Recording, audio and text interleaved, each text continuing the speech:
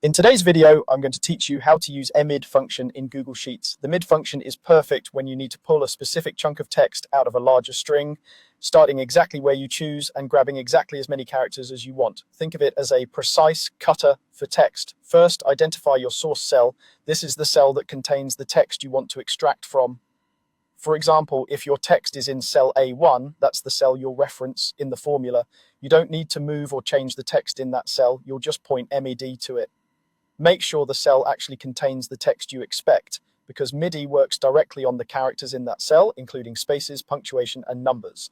Next, set your starting position. This tells MIDI where to begin counting. In Google Sheets, counting starts at 1, not 0, so the first character of the text is position 1, the second is 2, and so on. Spaces and symbols count as characters too.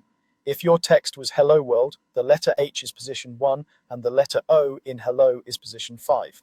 Picking the right starting position is all about counting to the exact character where your extraction should begin. Then specify the length. This is the number of characters you want to pull starting from your chosen position. If you choose 3, you'll get 3 characters in a row. If you ask for more characters than are available from that point to the end of the text, Google Sheets will return everything it can without throwing an error. Keep in mind that this is a character count, not words, so it's very precise. Finally, enter the formula. Click into the cell where you want the result to appear and type mid A153. Read aloud, that equals mid, open parenthesis, A1, 5, 3, close parenthesis. This tells Google Sheets to look at A1, start at the 5th character, and extract 3 characters.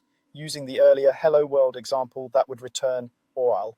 You can adjust those numbers to match your scenario, change the starting position to where your desired text begins, and change the length to how many characters you need. That's the core of using mid in Google Sheets. Choose the source cell, pick the starting position, decide the length, and write the formula. With careful counting and a clear idea of what you want to extract, you'll get consistent, accurate results every time.